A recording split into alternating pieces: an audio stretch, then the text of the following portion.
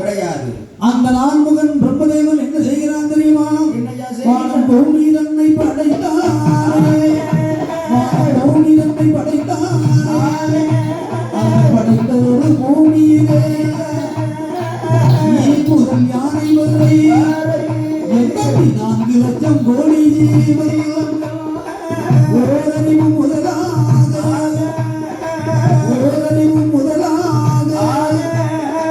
ஆறறிவு ஜீவன் வரை படைத்தானே.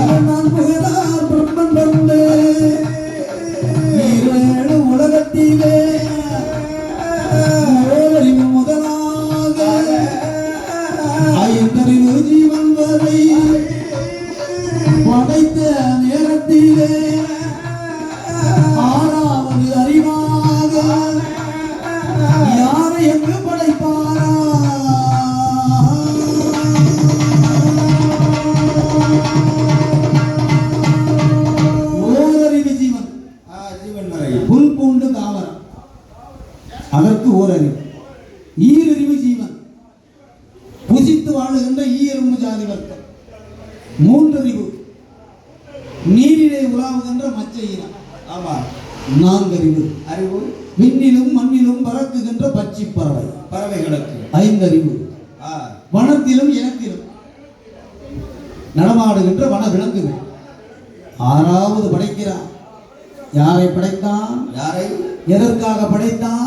இப்படி படைக்கின்றார். என்ன விதமாக படைத்தான்? அதுதான் மனிதனை படைத்தான். ஆமா, மனிதனை படைத்தான் அல்லவா? படைத்தான் அல்லவா? அவருக்கு மட்டும்தான் 6 அறிவு. சரி, ஏன்னா எதற்காக? பகுத்தறிவு என்று சொல்லப்பட்ட மெய்ஞான அறிவு. ஆமா, இது தாய், இது தந்தை, இது உற்றார், இது உறவினர் என்ற மொழி செப்புவது கொடுக்கப்பட்ட அறிவுதான் 6வது அறிவு. அப்படிப்பட்ட ஓர் அறிவு முதல் 6 அறிவு ஜீவன் வரை படைத்தான் அல்லவா? படைத்த ஜீவன்கள் ஒவ்வொன்றும் ஒவ்வொரு விதமாக இருக்குகிறது. ஆனாலும் ஒரு அறிவு முதல் 6 அறிவு வரை படைத்தோமே. நாமல் படைத்தோமே. ஆடும் பொருள் ஆடவில்லையே, அசையும் பொருள் அசையவில்லையே, பேசும் பொருள் பேசவில்லையே, நடக்கும் பொருள் நடக்கவில்லையே, பார்க்கும் பொருள் பார்க்கவில்லையே. அதனால் படைக்க மட்டும்தானே நமக்கு தெரியும். ஆமா, படியிழக்க தெரியாதே, நமக்கு தெரியாது. இந்த நான்முகன் பிரம்மதேவனானவன் ஆண்டவன் ருத்ரமூர்த்தி சிவனார் இடத்திலே வந்து முறையிட்டான். ஆண்டவா சிவனார் தங்களின் கருணையானே, ஆமா, என்னுடைய கிருபையினாலே, ஈரேழு உலகத்திலும், ஆமா, ஈ முதல் யானை வரை 84 லட்சம் கோடி ஜீவன் ஜீவராசிகளை படைத்தேன் அல்லவா? ஆமா, படைத்த உயிர்கள் ஒவ்வொன்றும் ஆடும் பொருளும் பேசும் பொருளும் ஓடும் பொருளும், ஆமா, நடக்கும் பொருளும் அசையாமல் இருக்கின்றது. அதற்கு உயிரும் கொடுக்க வேண்டும். ஆமா, ஊற்ற படியும் அளக்க வேண்டும் என்று பிரம்மதேவன் சொல்லி பிரம்மலோகம் சென்றார். இந்த நேரத்தில் ஆண்டவன் யாரை அழைத்தார் தெரியுமா? யார் அழைக்கின்றார்? பாடிவந்தே பார்வதியே பார்வதியே பார்வதியே, வார்த்தை படி சொல்ல கேளா சொல்ல கேளா, பாடிவந்தே பார்வதியே பார்வதியே, பாடிவந்தே பார்வதியே பார்வதியே பார்வதியே, வார்த்தை சொல்ல கேளா சொல்ல கேளா, பாடிவந்தே பார்வதியே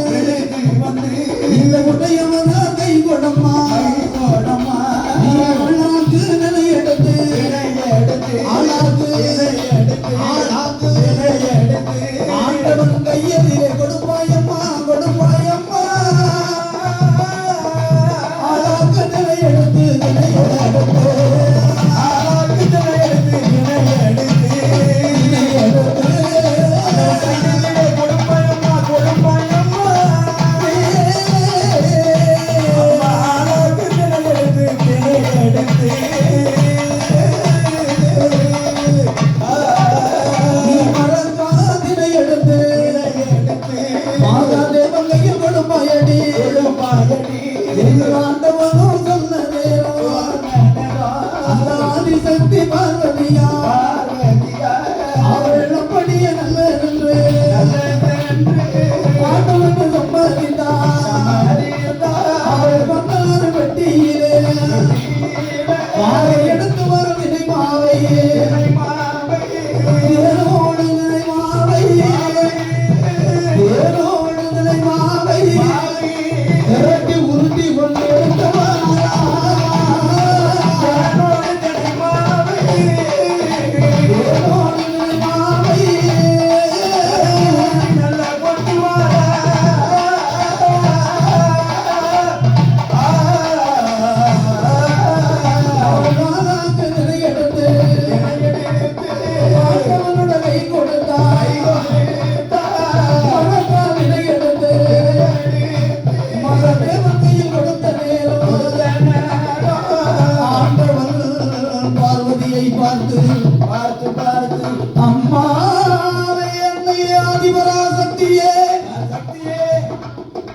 நான் முகன் பிரம்மதேவன் படைத்த உலகத்திலே ஈ முதல் யானை எறும்பு வரை 84 கோடி லட்சம் ஜீவராசிகளை படியிழக்க வேண்டுமே என்பதாகவே பார்வதியார் இடத்திலே ஆண்டவன் தினைமாவை கேட்ட நேரம்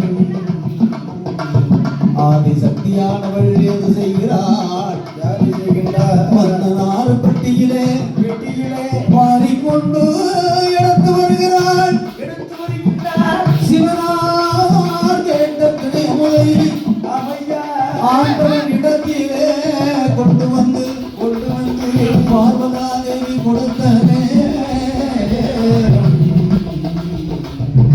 ஆண்டவனும் ஓடி வந்து நாளை திணையை வாங்குகிறார்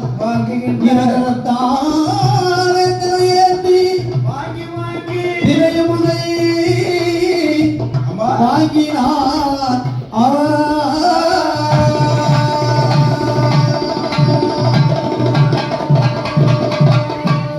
பார்வதி நாடுபடி அளக்கணுமே உலகம் படி அளக்க வேண்டும். அதனாலே நாளைத்தினை எடுத்து நாயகனின் கை குடம்மா உழக்கு தனி எடுத்து சரி உடையவனின் கை குடு என்று சொன்ன நேரத்தில் உமையவள் பார்வதி அப்படியே நல்லதென்று வந்தனால் பட்டி வாரி எடுத்தால் தேனோடு தினைமாவும் பிசைந்து எடுத்துக்கொண்டு சிவனார் இடத்திலே கொடுத்தார். பார்க்கிறார் ஆண்டவன் வந்தனார் பட்டியிலே தேனோடு தினைமாவை சேர்த்து பிசைந்து உருண்டி எடுத்தல்லவா கொண்டு வந்திருக்கிறார். நாம் உலகம் படி அளக்கணுமே உலகத்திற்கு தந்தையுமாக இருக்கிறோம் அல்லவா, அதனால் படி அளக்க வேண்டுமே என்று ஆண்டவனார் பூலோகம் ஓடி வந்து யாருக்கெல்லாம் படி இழந்தார், என்ன விதமாக படி இழந்தார், எதற்காக படி இழந்தார், அந்த பூலோக தட்சணத்திலே ஒரு அறிவு முதலாக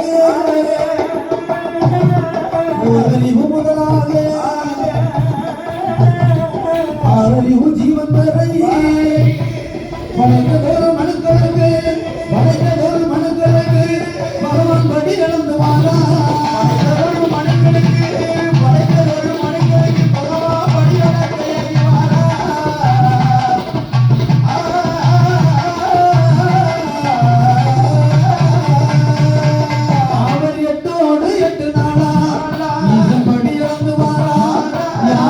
குறைவில்லாமல் உலகம்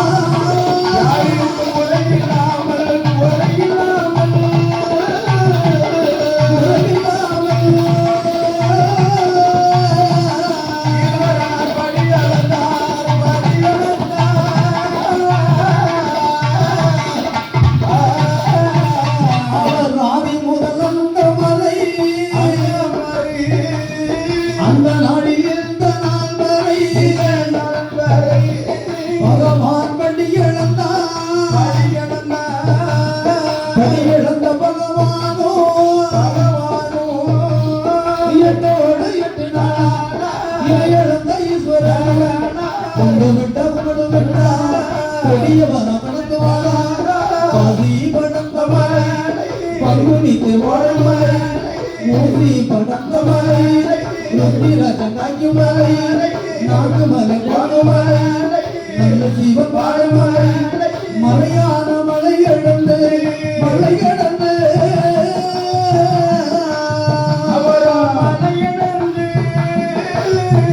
மகாதேவனு ஏகி வாரா மலையான மலை எழுந்து மலை எழுந்து மலை எழுந்து தேவனவர் ஏகி வாரா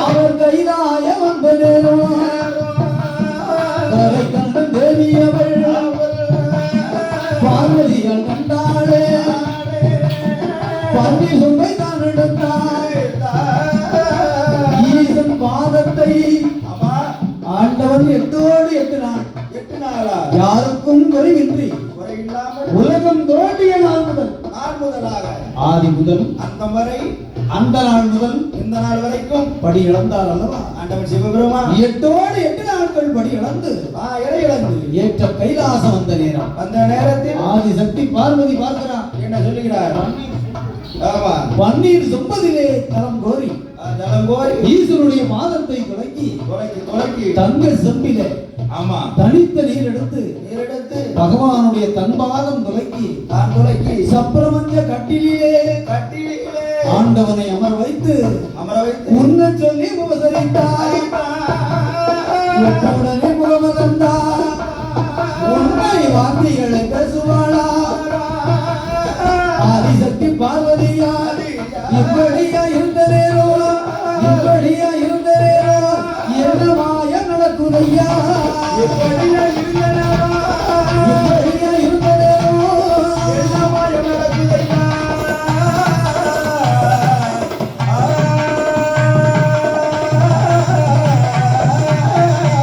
அங்கே அன்று வருவதையா அடுத்த காலையிலே ஆண்டவனும் கண்டாரே ஆதிசக்தி பார்வதியை பெண்ண பார்வதியே பேரமையில் சொல்ல கேளா நீ நாளில் நல்ல நிறையெடுத்து நாயகிய தருவாயடி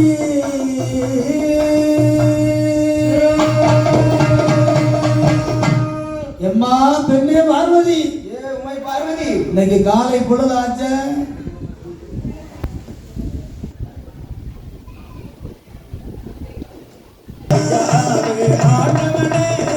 அடியானோட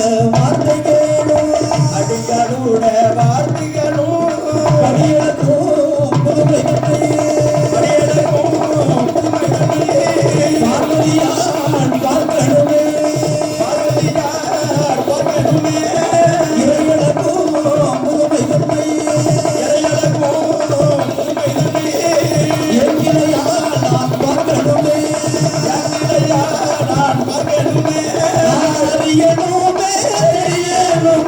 தெரியணுமே ஆராய்ந்து பார்க்கணுமே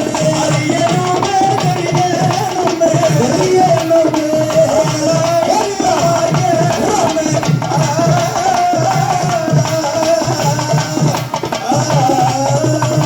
ஆதிசக்தி பார்வதியா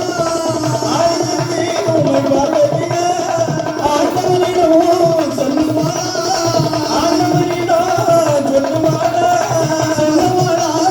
ஒரு வார்த்தை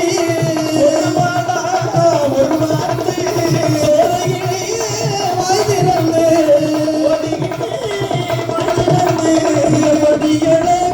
புதுமை தன்னை பார்வதியால் பார்க்கணுமே புதுமை தன்னை பார்வதியால்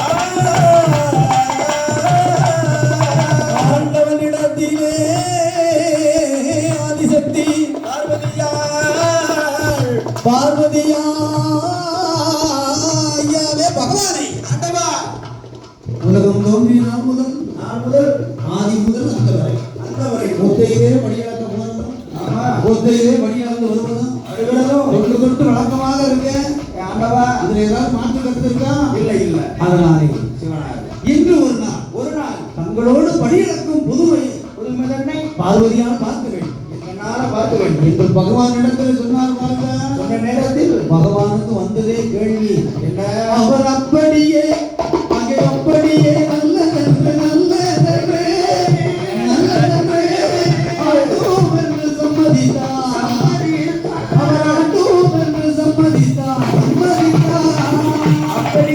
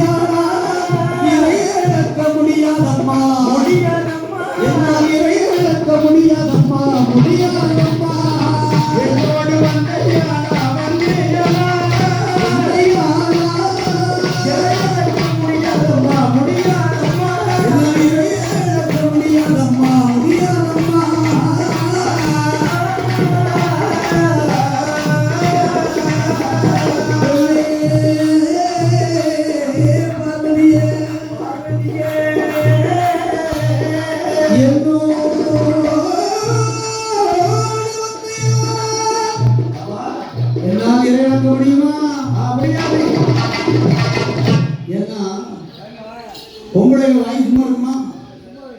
ஒரு பக்கம் கூட்டிட்டு போனோம்னா கேள்வி தொணன்னு பேசிக்கிட்டே வரும். அப்படி என்னோடு நீ வந்த யாரா? என்னால் படியிழக்க முடியுமா? உனக்கு பதில் தான் சொல்ல முடியும். படைத்த ஜீவன்கள் பட்டினியா போயிடும். அதனாலே நீ என்னோடு வர வேண்டாம்.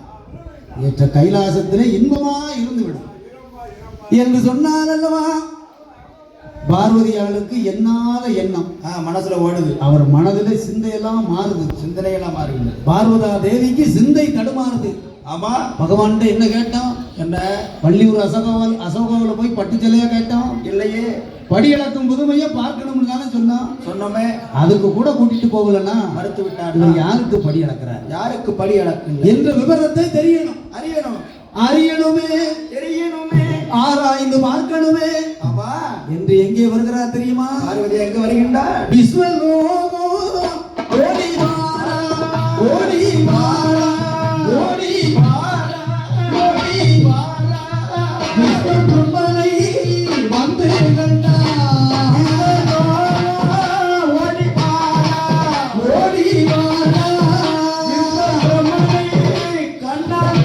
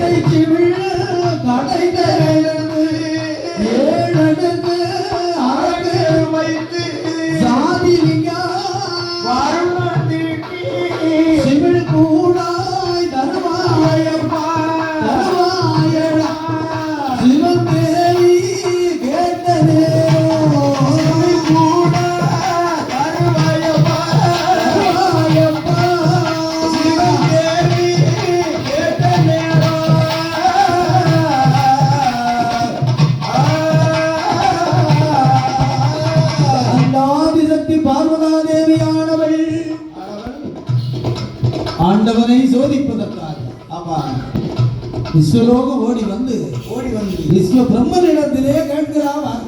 ஆமா எப்பா விஸ்வபிரம்மா விஸ்வபிரம்மா உன்னுடைய கையினாலே ஆமா அழகானுடைய ஒரு காஞ்சிபுரம் கட்டை வெட்டி அதில் 7 அடுக்கு அரங்கு வைத்து அதுக்கும் திருகாணி கூட்டமிட்டு பூட்டி ஆமா ஜாதிலிங்க வர்ணம் நீட்டி செப்பு சிமிழ் கூடாய தருவாய் மகனே விஸ்வபிரம்மா என்று ஆதிசக்தி சொன்ன நேரத்தில் விஸ்வபிரம்மன் கட்டுகிறானா பேச்சை கட்டவில்லை. கட்ட முடியாது. அப்படியான விஸ்வபிரம்மன் ஆனவன் எங்கே வருகிறான் அத்துவன காணவன் அதன் கானகத்திலே ஓடி வந்து பார்க்கிறான் ஒவ்வொரு மரத்தை பார்த்த நேரம் கண்டான் காஞ்சிபுரம் மரத்தை காஞ்சிபுரம் மரத்திலே எப்படி செய்கிறான் தெரியுமா? காஞ்சிபுரம் கட்டை வெட்டி கடை வெள்ளத்தான் சிவன் கூடு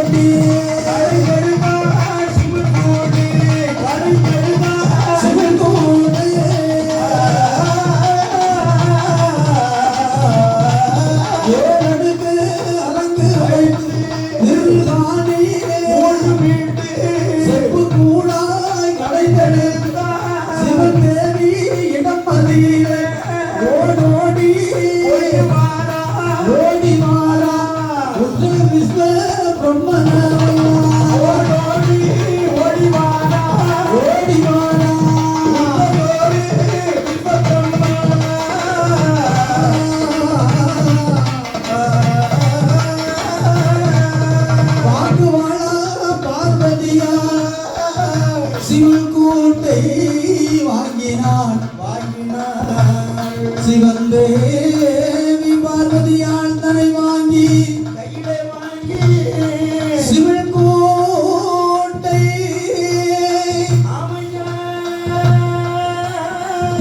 திரட்டி பார்த்த நேரத்திலே சிவன் கூடோ இருப்பது சிறிது இதில் எந்த உயிரை பிடித்தடைப்பது? கண்ணுக்கு தெரிந்த உயிர்கள் கோடான கோடி அதே போன்று கண்ணுக்கு தெரியாத உயிர்கள் பல ஆயிரம் கோடி. அப்படி இருக்குகின்ற கண்ணுக்கு தெரியாத உயிரிலே 2 உயிரை பிடித்தாள் பார்வதி. அதுவும் ஒரே வகையாக ஆண் எறும்பும் பெண் எறும்புமாகவே சரி எறும்பு வகைகளை பிடித்து அதுவும் சித்தெறும்பு. பெரிய எறும்பு இல்ல கிடையாது. சித்தெறும்பை பிடித்து சிவில் கூட்டிலே தன்னை அடைத்து திருகாணி கூட்டமிட்டு கூட்டி சிவன் தேவியானவள் தன்னுடைய செயலை முந்தியிலே தரை முடித்து செக்கதிலே தெரிவிக் கொண்டார். சிவன் இந்த உயிருக்கு படி இழக்குகிறாரா அல்லது அளக்கவில்லையா என்பது இன்னைக்கு தெரிஞ்சிடும். ஏன்னா இன்னைக்கு தானே பகவான் கைலாசம் வர போறாரு. அதனால தெரிந்துவிடும். சரி இவர் படி இழக்கத்தான் போறாரா அல்லது படைத்த ஜீவன்களுக்கு பட்டினி போட்டு வருகிறாரா என்பது தெரிய வேண்டும் அல்லவா? இந்த பார்வதா தேவியானவள் சிவில் கூட்டிலே சித்தரும்பை தன்னை பிடித்து கைலாயம் தன்னதிலே வடக்கு முகமாகவே என்னாலும் அமராத பார்வதா தேவி அந்நாளிலே ஈசன் படி இழக்க போன திசையை நோக்கி நீட்டினக்கால் மடக்கலையே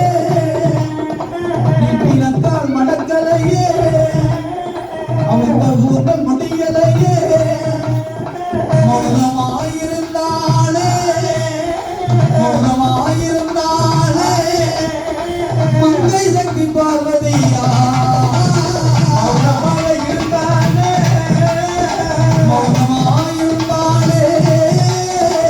மங்கை சக்தி பார்வதியா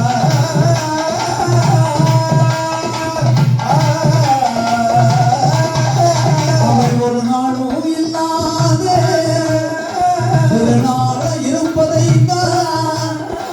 சிவனால ஓடி வந்து 8 நாளா இறை இழந்த ஈஸ்வரனா கைலாசம் வந்த நேரம்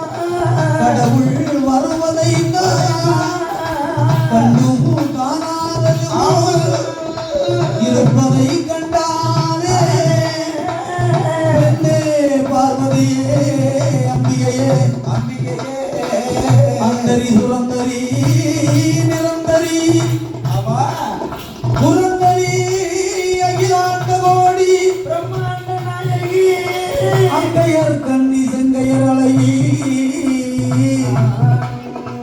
ஆடில் அழகுங்களமானி ஆமா அண்டலோகமெல்லாம் அடக்கி ஆளும் அவையா அன்னை ஆதிபராசக்தியின் உருவத்தில் அமர்ந்த எம்மா பார்வதி பார்வதி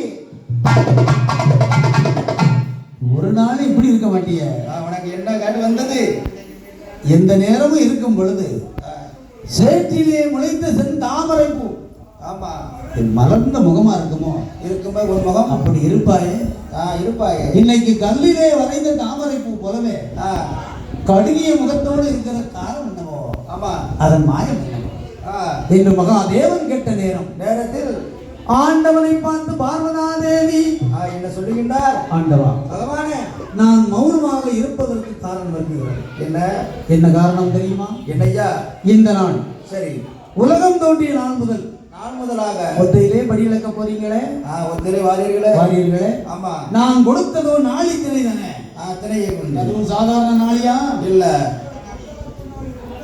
தளக்கும் நாளியினாலே திணையை கொடுத்தேனே கொடுத்தேனே யாருக்கு படி இழந்தீர்கள் யாருக்கு படி அளக்கவில்லை என்ற விவரத்தை கொம்பு தப்பு மேலவாத்திய கலைஞர்கள் உடனடியாக ஆலய பந்தலுக்குள் வருமாறு உங்களை விழா கமிட்டியாரின் சார்பாக வேண்டி விரும்பி கேட்டுக் கொள்கிறார்கள்.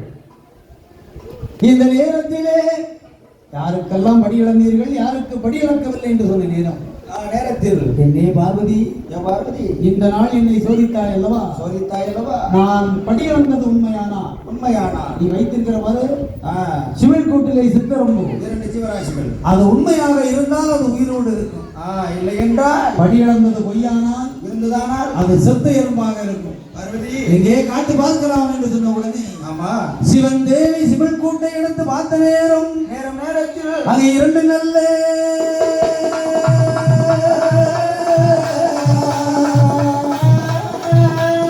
சித்தரம்பு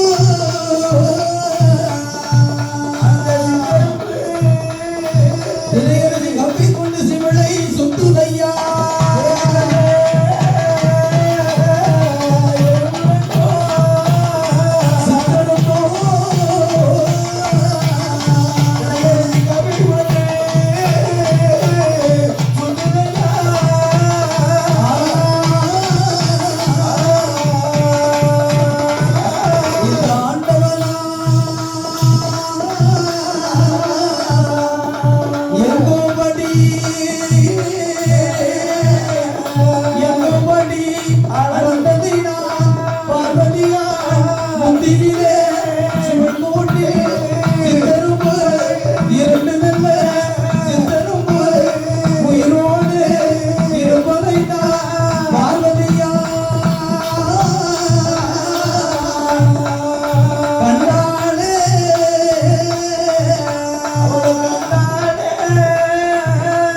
பகவானி